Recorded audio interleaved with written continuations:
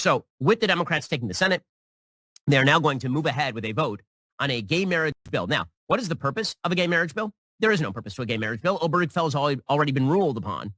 Yeah, no, totally, dude. Yeah, because like the abortion thing didn't happen like recently. You know what I mean? And a simple gay marriage bill is not even a constitutional amendment. So it's not even above and beyond the Supreme Court ruling. The Supreme Court ruling is still the law. If the Supreme Court ruling were overturned, a quick majority in the Senate could quickly overturn this law. Okay, but the idea here is that you're going to get all the Republicans on record as to whether they support or do not support same-sex marriage. Now, let me just put this out there for the Republican senators. If you vote in favor of the idea that society has an obligation to recognize male-male or female-female dyads in the same way that society has an obligation to recognize male-female, you should not be in the Republican Party. Yeah, this is a winning message, dude. I love that. I love Ben Shapiro. Last week, this motherfucker was saying, like, we need to focus on policy. Trump lost everybody because he was too me. And he cared too much about culture war issues. It's like, bro, what are you doing? This is what I mean. This is what I'm saying, dude. People are like, I'm hungry, okay? Gas is expensive. And Ben's like, we need to make sure that, like, gay people, are in a state of disarray, okay? That the Supreme Court could, like, rule on Obergefell like they did with Roe v. Wade. That's crazy to me. That is crazy. If he was smart, he would just turn this around and be like, every Republican, doesn't matter which way they fucking vote, every Republican should be out there talking about what their methods of dealing with inflation is. Say this gay shit is a distraction. At least back in the day, they were like smart enough to say that. Republicans would like always say, oh, the gay stuff, that's a distraction. Why are we even voting on that? That's a distraction. You shouldn't. Okay, the reason I say this is not because I wish to shrink the size of the Republican Party. Because if the fundamental basis of human society is male-female child. Here's the inherent problem with this man literally was complaining that Trump wasn't appealing enough to moderates last week, and now he's saying this. Here's the inherent problem with the Republican culture war. Here's the inherent problem with the Republican culture war. That's just it. That's good enough.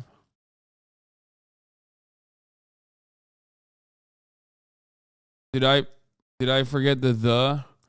I don't even care. I'm too lazy to correct myself. Shut up. The same way that society has an obligation to recognize male-female, you should not be in the Republican Party.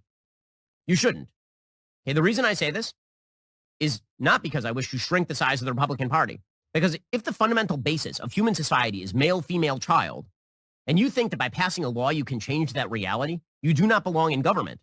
For the record, if that law didn't, that law is not going to change reality. Reality is going to happen regardless of what Ben thinks, okay? That law is just going to make it more normal for a lot of people, okay? That law is going to offer comfort to millions of Americans that don't have to feel like their civil liberties will be taken away on a moment's notice by a fucking Supreme Court that they didn't even vote for, okay? That's it. That's literally it. It is so unrelated to the existence of human beings. Like, it is so innocuous. It's just nothing, right? He wants to make a bigger deal out of that because he thinks that's a winning political message. He's wrong. They refuse to understand, like, bro, you lost the gay shit, okay? They're everywhere, brother. You know, I hate it too, brother. Don't worry. But they're everywhere. You lost. Hold this fucking L on that, okay? He wouldn't be chirping this hard if that normalization didn't actually lead. That normalization didn't actually like lead to more people being more understanding. That's why he's fucking fighting this war. This is a very simple proposition. Men and men are not the same as a man and a woman who are capable of becoming one flesh and producing a child. This is not difficult stuff. Many Republicans will be tempted to vote for this simply to avoid the conflict. Yeah, bro. Like, for example, if your balls don't work or if you got no ovaries, right? Like, you're not technically recognized as a marriage, as a real marriage. Like, you could be cis, right? But if you got no fucking semen in there, if it's not working, you get a vasectomy, dude. The moment you get a vasectomy, the government comes in and says your marriage is null and void. That's how it works. It's not difficult stuff. Hypothetically, let's say, a marriage is between a man that is working on the pool and my wife as I watch. Hypothetically speaking, that is how I have gone about my marriage personally. Let's say hypothetically. Hypothetically speaking, I can't have kids. Therefore, my marriage is null and void. So that people don't yell at them. Oh my gosh, you're not respecting love is love. Now, first of all, the love is love argument was always bullcrap. Love is love. Hypothetically, love is not love. Like, for example, my wife does not love me. And obviously the vice president puts himself in there too. Okay. Yes, I do want to hear from my favorite brilliant thinker on the subject of what people look for in a president. Joe Rogan is back. Some weird thing about. And the only reason why I'm watching this is because he's with Neil Brennan, and I love Neil Brennan. I think Neil Brennan is like, you know, a complex individual, but I do love him. I think he's a very funny guy. Let's take a look at what he has to say. They gravitate towards a big leader, but towards someone who claims they have the answers and seems very confident and can speak reasonably well. There's almost like a cheat code where people just like they get locked into that. It feels like order. It just feels like order. If somebody says, I know, and they're tall, first of all, if they're tall, that gets you like 60% of the way there. That helps. If they're tall and says, I know what we should do, huh? Good looking. Charismatic, good looking, fit, attractive to women, like it just makes you feel like a daddy's here. Some daddy's here. A different daddy. It's like, oh, all right, that's what people like about Trump. That's what people like about Obama. Most presidents are some form of that. Yeah. Reagan. Yeah. Certainly two-termers. George W. Bush in a weird way. You know what I mean? Like it's sort of George W. Bush, guy walked like he had a fucking 2-foot cock. Guy walked like he had to leave room for 2 dicks. That's how wide his gait was. And he said he used to practice it. He practiced his George gait? W. Bush used to practice his gait. Really? You look it up, yeah. He would talk about it in interviews. Like Can you imagine walking around your house practicing your impressive walk? Yeah. Well, can you imagine anyone more than him doing it? It's like the exact guy that would do that. Like, I'm gonna practice walk. Yeah. Bush's renewed confidence. This is 2005. Some folks look at me and see a certain swagger, which in Texas is called walking. That's how President Bush described himself during his acceptance speech at last year's Republican National Convention in New York City. But for much of this year, the president seemed to have lost the. Okay.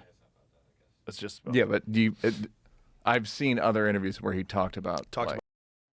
I love Joe Rogan being like, we got to get to the bottom of this. Let's fact check this. You know what I mean?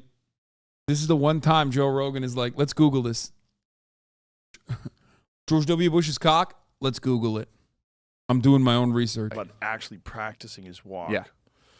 Well, they're originally from Maine.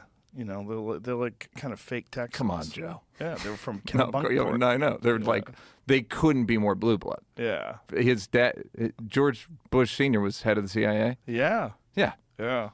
Which is weird now. I wonder if that would help him now, politically. I was the head of the CIA. Didn't hurt him then. Didn't hurt him, but only one term. Yeah, but that was because of what's his face? Perot, yeah. Yeah, Ross Perot. Yeah. I'll tell you what's going on. Fucking guy's great. That guy, he fucking threw the whole thing. Like it or not, agree with it or not, this is how the average American thinks about this shit, okay? Like low key. Maybe not so heavy on the cock stuff, but like, yeah, George W. Bush is a guy you could have a beer with, okay? That was straight up like a big motivator, man. It was. GW wasn't the annoying guy who's like the bicoastal lib elitist or whatever that was constantly telling you the fucking world's going to end. He was a guy who's like, that's right. Now watch this drive. I got good vibes. Out the window. Like when he bought television time, like primetime television time, he was like, I'll just buy the whole hour, and gave the networks money so that he could run his speech and talk about how you're getting fucked by the IRS. People at home were like, what the fuck? It literally was like one of the very first internet speeches. Yeah, absolutely. Yeah. He made himself go viral, and he appealed to people that were not. There's like a whole part of the country that's not spoken to by, I mean, mass media. You can call it liberal media. I think there's like a level that people just don't want to talk to them. It's like people that aren't especially rich or sophisticated or any of the stuff that people think is great and that advertisers want to appeal to. And then Ross Perot was like, look here. Yeah. And it's like a beacon for people. It's like a siren song. People are like, what? What's that? This guy. And that, by the way, a billionaire. And it's not. George W. Bush doesn't drink? What do you mean? He literally was. George W. Bush doesn't drink? Are you fucking joking, dude? What? Are you telling me Mr. DUI himself doesn't drink, dude? Dog. He has a DUI charge, brother. What the fuck are you talking about? That was for cocaine? No, he was arrested for driving under the influence of alcohol. Wasn't he literally known as forever how much he could drink? Yeah, bro. I mean, dude, that's just how it works though, dude. Come on. Not about, people think it's about, he didn't seem like a billionaire. That was his, like, that's Trump's appeal too. Like, he doesn't seem like a rich guy. Seems like a regular guy. That's funny. Like, Dr. Oz lost. How? Cause he seemed like a liberal. Joe Rogan openly showcasing that he is so lost in the motherfucking Republican sauce. He's like, how did Dr. Oz lose? Bro! Come on, man. Get back to the fucking real world, dude. Your fucking brain is so melted from living in Texas. What the fuck? I feel like you go inside of Texan borders and all of a sudden some crazy shit happens. Your brain melts, dude. Fetterman seemed like a conservative. Listen, I gotta fucking... Because I think so I'll much be back in a of it is second. just I gotta warm up my chicken. You can speak to this yourself. People are against you because you're fit. There are people that are like, fucking meathead. I'm like, he's not a meathead. Fucking yeah, he is.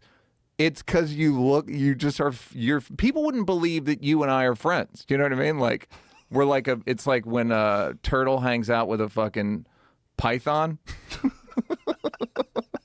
And the turtle's just riding the top of a python. People go like, how are they? It's like we're unexpected animal friends. So I just think it's so much of it is looks. So much. It's a lot of it is, right? Way more than people would admit. Anybody that admit. saw the Fetterman debate would go, oh, this guy needs help. Couldn't watch. I literally couldn't watch it. I knew like that's gonna. It feels cruel or something. Yeah, it is cruel. It's cruel to put a guy in a position like that who's recovering from a stroke. You're not supposed to be under that kind of stress. We learned a lot of good stuff, I think, from this Neil Brennan conversation. Presidents need to have a fat cock, and George W. Bush certainly had it. Or even if he didn't have it, he had the swagger of a man who had it. Certainly some good shit. Thank you. Thank you, Joe Rogan. Very cool. Okay, Ben Shapiro on November 10th said, first political party to sanity wins. For Republicans, that does not mean squishy policy. It means fighting the culture wars that must be fought while governing properly. It also means not raiding the local homeless shelter for candidates. I love that he said this, and then 4 days later or 5 days later, he literally said, Republicans need to make sure that they do not vote for gay marriage. That's good, yeah.